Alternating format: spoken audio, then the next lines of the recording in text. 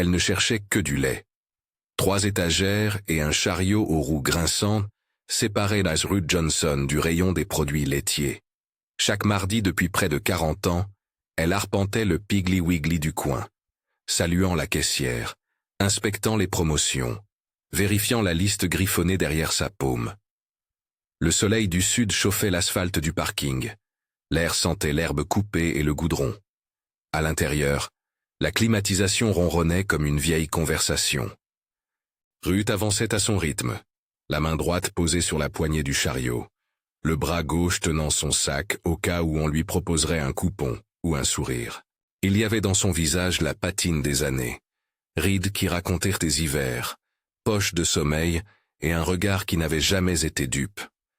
Les voisins la connaissaient comme une femme de dignité tranquille, membre fidèle de New Hope Baptiste, lectrice occasionnelle à la bibliothèque municipale, veuve de Walter Johnson, qui avait marché aux côtés d'elle quand il protestait pour ce qui était juste.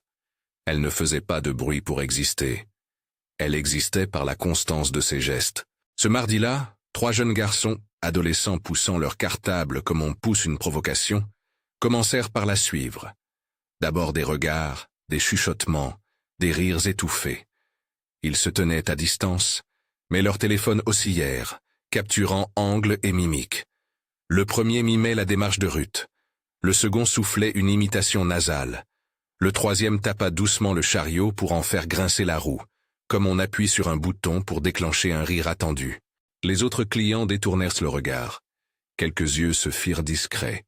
Un homme regarda ailleurs en passant devant le rayon des conserves. Cette indifférence pesa plus lourd que les rires. Ruth sentit la moiteur monter dans sa nuque, non pas par peur, elle avait connu plus de froid que cela, mais par surprise devant cette audace sans vergogne. Elle releva la tête, eut une vague envie de répondre. Mais sa vie avait appris la valeur de mesurer ses gestes. Elle laissa ses lèvres scellées. Son silence n'était pas soumission. C'était la réserve d'une femme qui savait que toutes les réponses ne nécessitent pas une voix haute pour être vraies. Les taquineries prirent de l'audace. L'un des garçons, le plus grand, poussa le chariot d'une main, juste assez pour le déstabiliser, comme on pousse une barque qui n'a pas de rame. Le cœur de Ruth bondit, mais elle tint la poignée. Quelques clients tiquèrent. Le chariot bascula sur le côté, emportant un paquet de biscuits qui se déploya sur le sol comme une feuille morte. Un petit rire éclata, suivi par une série de bruits courts de téléphone. La tentative semblait conçue pour humilier plus que pour blesser. Puis, sans que cela ressemble à un plan théâtral, une silhouette se plaça à l'extrémité de l'allée.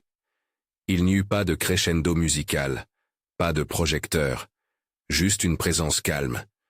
Il portait un t-shirt gris et un sac d'épicerie sous le bras. Ses mouvements étaient simples, sans ostentation.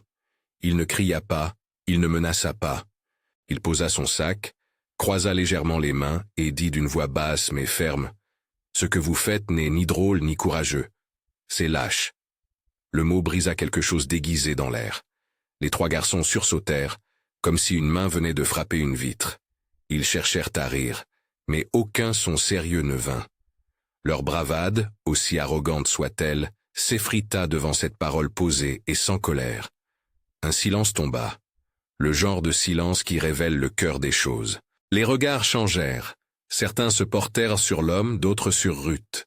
La caissière regarda vers l'allée, ses ciseaux à cheveux suspendus en l'air. Une vieille dame près des surgelés ferma la bouche. Ruth leva lentement les yeux vers l'homme. Il ne fit pas de geste héroïque. Il ne demanda pas d'excuses théâtrales. Il dit simplement, comme s'il énonçait l'évidence: « Vous faites mal. Repartez chez vous et réfléchissez. » Les jeunes reculaient, gênés, bafouillant des excuses qui sonnaient plus comme des syllabes vides que comme des repentirs. Puis ils partirent, les têtes basses, l'un d'eux serrant son téléphone comme pour éteindre la preuve. La scène resta pourtant plus que l'instant. Un client avait filmé, oui, mais ce qui circula ensuite n'était pas un clip de violence, c'était une image de décence, qui rendait visible ce qui, souvent, reste invisible. Les réseaux reprirent la séquence, la commentaire sans excès, et bientôt des voix locales parlèrent de l'homme comme d'un allié inattendu. Le nom du magasin fut prononcé dans des conversations de voisinage. Des questions parvinrent à l'église. Qui avait eu ce geste? Pourquoi maintenant? Et que faire de ce moment? Rester jusqu'à la fin pour entendre la phrase qui a tout changé. Cette intervention brève fit plus que dissuader. Elle révéla la valeur d'un allié qui ne fait pas de bruit, qui ne s'impose pas en sauveur, mais qui indique la ligne qu'on ne doit pas franchir. Elle mit en relief le refus du spectacle et la possibilité d'une correction simple et efficace. Après le départ des garçons, une rumeur douce parcourut le magasin. Ruth ramassa les biscuits tombés, replaça un paquet comme si elle recollait une page de mémoire. Elle ne s'était pas effondrée. Elle n'avait pas crié « enfin ». Elle avait senti, au contraire, une sorte de reconnaissance latente, que ce monde pouvait parfois encore offrir, au milieu de petits mensonges, un acte de droiture. Plus tard chez elle, assise dans sa cuisine où la lumière du soir tombait en lambeaux sur la nappe, Ruth se retint de laisser les souvenirs s'éparpiller. Walter, son mari, lui revenait en mémoire avec la netteté d'une photo en noir et blanc, la mâchoire serrée, la main qui guidait la sienne dans la foule des marches. Elle se souvint de Selma, des chiens et des lances à eau que l'on imaginait, mais surtout des chants qui s'élevaient plus fort que la peur.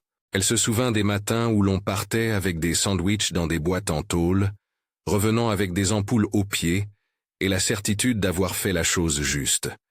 Son silence devant le chariot renversé rappela les milliers de petits silences qu'elle avait dû tenir, non par capitulation mais par tactique, par stratégie, attendre le bon moment, économiser la force, savoir quand parler plus fort et quand laisser l'acte parler. Ruth n'aimait pas la lumière des projecteurs.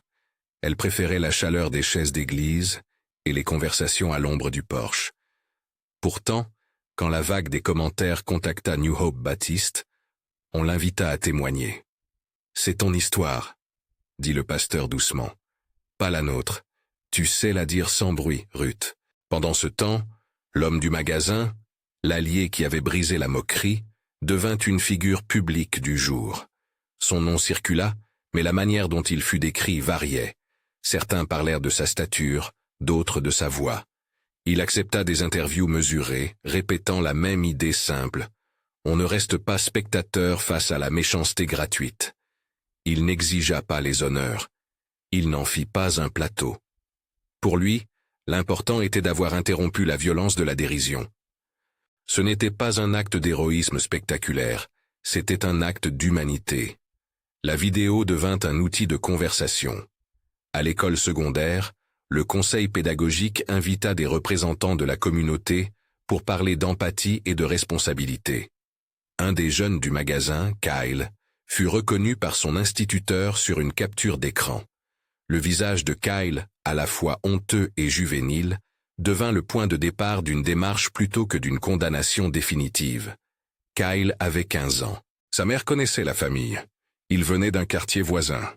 Quand le pasteur et un groupe de bénévoles se présentèrent à sa porte, il ouvrit, les lèvres tremblantes. Sa première réaction fut le déni, puis la colère, puis la peur. Mais quand ils parlèrent, pas pour le punir seulement, mais pour l'entendre, Kyle finit par dire « Je voulais juste que les autres me trouvent drôle. Je ne pensais pas que ça irait si loin. » Sa voix avait ce tremblement d'un jeune homme qui venait enfin de comprendre la portée d'un acte fait pour impressionner.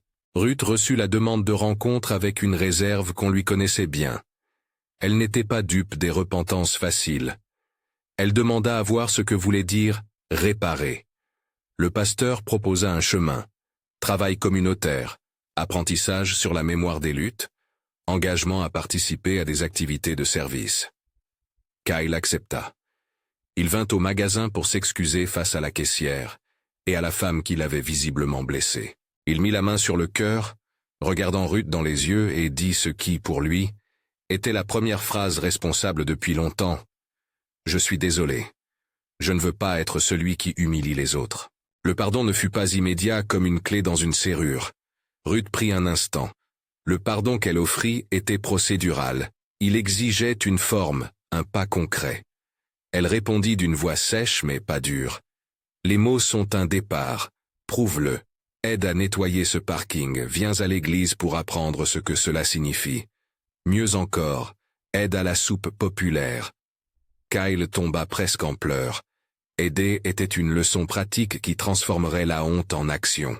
Entre-temps, Vin, l'homme du Piggly Wiggly, revint chez Ruth pas comme une star, mais comme un visiteur qui respecte l'intimité d'une maison où l'histoire a passé.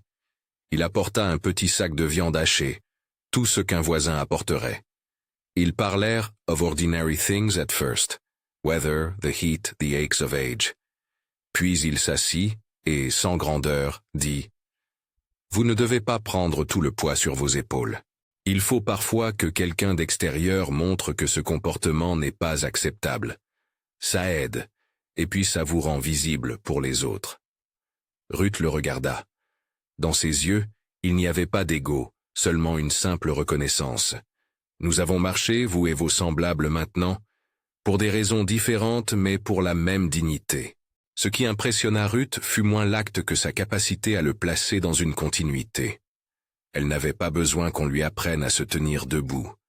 Elle avait besoin que le geste de l'autre résonne parmi les passants, qu'il rappelle à la communauté qu'on peut, encore aujourd'hui, dénoncer la méchanceté par la parole et la présence. Vin avait donné au moment une sorte d'autorité publique, non parce qu'il valait davantage, mais parce que la scène avait besoin d'un témoin qui rétablisse par un mot l'évidence du respect. La ville elle-même entama un petit mouvement de réflexion. L'école demanda à Ruth de venir parler aux élèves, non pas pour passer sous les projecteurs, mais pour partager cette histoire brève qui expliquait ce que signifiait vivre avec mémoire et responsabilité. Le maire envoya une lettre de remerciement à l'égard de l'acte citoyen, et la paroisse organisa un atelier sur l'empathie intergénérationnelle. Ce qui commença comme un incident devint une opportunité. Pas de glorification excessive, mais une conversation sur la manière de répondre quand l'injustice se manifeste dans les petites choses du quotidien. Le jour où Ruth entra dans le gymnase du lycée pour parler, des élèves s'étaient massés, curieux. Le directeur l'introduisit comme une voisine fidèle, une femme qui avait marché pour ses droits et qui avait trouvé la force de garder le silence au bon moment, puis de l'interrompre au nécessaire. Ruth parla peu, mais chaque mot tenait comme un fil. Elle raconta Selma sans surdramatiser, les matins froids, les chants, la peur qui se combat par la voix collective. Elle parla de Walter, de son rire, de sa manière de lui presser la main avant de partir en manifestation. Elle parla du chariot renversé, des biscuits tombés, et de l'homme qui avait dit une phrase qui fit reculer la moquerie. Enfin, elle regarda les jeunes dans la salle et prononça la phrase que tout le monde attendait par curiosité, mais dont l'impact se révéla par la simplicité. Ce qui vous rend fort, ce n'est pas d'écraser les autres, mais de vous tenir debout pour eux. Un silence, puis un bruissement de pensée. Quelques têtes se baissèrent, d'autres relevèrent les yeux avec cette idée naissante qu'on peut choisir d'être différent. Kyle était présent. Il s'était engagé à suivre des ateliers et à aider à la soupe populaire. Il s'approcha après la rencontre, non pour chercher clémence, mais pour proposer une suite. « Madame Johnson, j'aimerais créer un groupe avec mes amis pour aider la communauté, pour apprendre. Pouvez-vous nous guider ?» Ruth sourit, une lumière douce dans le visage. « On commence par un acte simple. On vient nettoyer, on écoute, on sert. Les grandes leçons se font en petits pas. » Leçons et modèles se répondirent. Le geste de l'allié avait provoqué un moment de courage civique visible. La présence de Ruth avait montré la profondeur de la mémoire et le sens de la dignité quotidienne. Ensemble, ils offrirent un exemple qui ne prétendait pas résoudre toutes les fractures, mais qui indiquait une voie, l'intervention non violente d'un témoin, la responsabilité assumée d'un jeune, la transmission d'une histoire comme école de vie. Ce qui compta au final n'était pas la célébrité soudaine, ni la viralité instantanée, mais ce qui survécut au hashtag et au titre, des gens qui décidèrent, à des échelles petites, d'être vigilants pour les uns et les autres. Des groupes de voisins organisèrent des rondes amicales autour des lieux fréquentés par les personnes âgées. L'Église amplifia ses actions de service. L'école inséra une séance sur l'histoire locale et l'éthique des actes personnels. Aucun de ces gestes n'était spectaculaire. Tous étaient concrets. Ensemble, ils montrèrent que la communauté pouvait apprendre à répondre mieux. Quelques semaines plus tard, on vit Ruth pousser son chariot sur le même trottoir, une démarche un peu plus assurée, le pas léger comme si une reconnaissance lui avait rehaussé l'allure.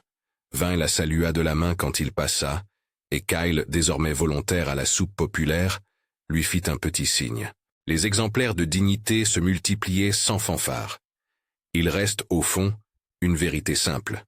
Un mardi ordinaire peut devenir un moment de conversion sociale. Quand une personne choisit de ne pas détourner le regard, et quand un autre choisit d'intervenir calmement, la scène enseigne. Ce n'est pas que Ruth ait été enseignée par la présence de cet homme, elle avait déjà appris la résistance, mais l'allié public a souligné ce que sa vie incarnait depuis toujours. Ensemble, leur action a offert aux témoins et aux jeunes un exemple palpable. La dignité se maintient, l'intervention peut être discrète et puissante, et la réparation, quand elle est demandée, doit être suivie d'actes concrets. Le dernier plan de cette histoire renvoie à l'idée que de petites choses forment de grands changements. Ruth, devant un groupe d'étudiants, posa sa main sur un chariot vide et dit doucement « Nous avons tous une place pour agir. Même une main tendue suffit parfois à arrêter la chute d'un paquet. » Les élèves applaudirent, non par politesse, mais parce qu'ils avaient compris que les gestes modestes sont une école de courage. Si cette histoire vous parle, si vous croyez qu'un geste simple, une parole posée, peuvent changer une journée, une relation, une ville, partagez-la. Que cela serve moins à célébrer un nom célèbre et plus à rappeler que chacun peut être cet allié discret. Partagez si vous pensez qu'un acte de courage ordinaire mérite d'être vu et reproduit.